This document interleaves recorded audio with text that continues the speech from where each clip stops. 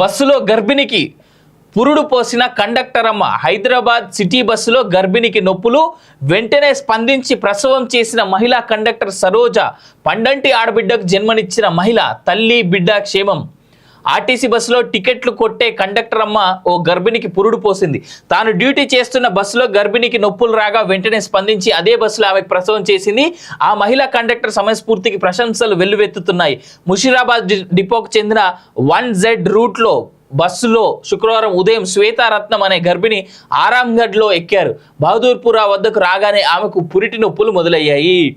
అంటే దీంట్లో రెండు అంశాలు. ఒకటి, ఆవిడ యొక్క హెల్త్ కండిషన్ అంటే ఆ డెలివరీకి దగ్గరగా ఉందని. రెండోది, మన హైదరాబాద్లో ఈ ఏరియాలో ఈ ఓల్డ్ సిటీ వైపుగా ఉన్నటువంటి రోడ్లు సరిగా లేవా, ఆ బస్సు ఎక్కువ ఏది ఆ రోడ్లు సరిగ్గా లేక ఎక్కువ గతుకులకు లోన్ అవ్వడం వల్ల ఆవిడ పురిటి నొప్పులు పడ్డారా అనేటువంటిది కూడా చూడాలి. But however, hats off to this conductor lady గారు. ఉద్యోగాల భర్తీని అడ్డుకునే కుట్ర. కొన్ని పార్టీలు స్వార్థానికి నిరుద్యోగులు బలి కావద్దు. 100% ఖాళీలన్నీ భర్తీ చేస్తాం. విద్యార్థి సంఘాల నాయకులతో సీఎం రేవంత్. అసెంబ్లీలో చర్చించి